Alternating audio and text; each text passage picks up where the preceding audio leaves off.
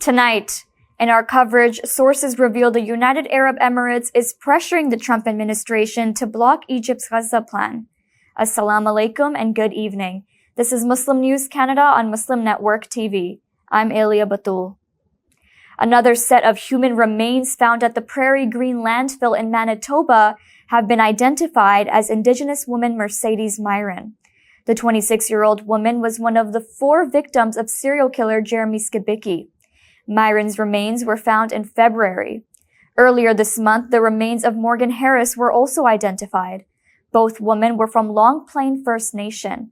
The search for other victims at the landfill continues. Premier Webkin News says the goal is to bring the remains of the victims home. Skibicki was convicted last year of killing Myron Harris, Rebecca Contois, and an unidentified woman known as Buffalo Woman. Contois' remains were discovered in a garbage bin in 2022. The discovery has renewed calls for an inquiry into Winnipeg Police's initial refusal to search the landfill. Advocates are calling for a national response to violence against Indigenous women, saying this tragedy should never happen again. Toronto Mayor Olivia Chow wants to block U.S. companies from bidding on city contracts in response to President Donald Trump's tariff war. Media reports show Toronto awarded $210 million in contracts to U.S. firms over the last 2 years. The figure makes up 10% of total spending. Chow's plan builds on Ontario's existing restrictions. It will limit all city contracts under $8.8 million to Canadian businesses. Economists say the move could hurt U.S. firms but boost local suppliers.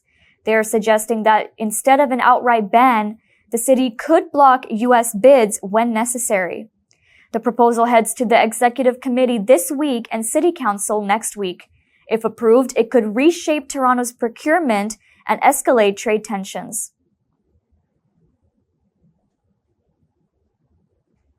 A massive Israeli offensive on Gaza has ended the fragile ceasefire with Hamas.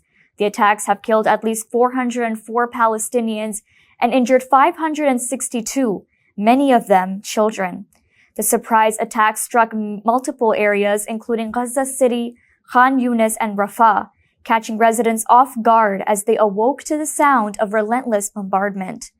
Hamas condemns the assault as a treacherous move aimed at derailing peace efforts, a sentiment echoed by Palestinian Islamic Jihad. Israel, however, justified the strikes, claiming they were a response to derailed peace talks. Witnesses describe entire neighborhoods under siege, with hospitals overwhelmed by casualties. Al Jazeera reports that among the dead are newborns, children, and the elderly. Israeli Prime Minister Benjamin Netanyahu has vowed intensified military action. Defense Minister Israel Katz warns of dire consequences if prisoners are not released, declaring that the gates of hell would open.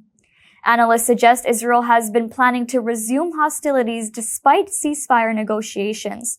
The second phase of ceasefire talks remains at an impasse. Hamas has so far released around 36 prisoners in exchange for nearly 2,000 Palestinian detainees.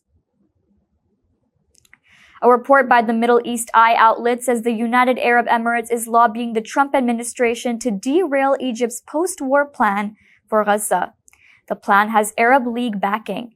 U.S. and Egyptian sources say the Arab nations are competing for influence over Gaza's future governance. The disagreement centers on who should lead Gaza's reconstruction and how much power Hamas should hold. The UAE accuses Cairo of giving Hamas too much influence. It is also pushing for Mohammed Dahlan, a key Palestinian power broker, exiled from Fatah, to play a central role in governing Gaza. Using its close ties to the White House, the UAE is urging Washington to pressure Egypt to accept displaced Palestinians. The Trump administration has been vague on the Arab League's proposal. U.S. envoy Steve Witkoff has called it a basis for reconstruction, but stopped short of endorsing it. Meanwhile, the U.S. is reassessing its military aid to Egypt. Washington warned Cairo that assistance could be cut next year, though officials deny it's tied to Gaza's policy. Egypt received $1.3 billion in military aid annually and argues this funding is key to its peace deal with Israel. The UAE-Egypt rift adds another layer of complexity. The two allies back different sides in Sudan's civil war. Despite the difference, the two countries have economic ties, including a $35 billion UAE investment in Egypt's coast. The Trump administration is also pushing Sudan and Somaliland to accept displaced Palestinians.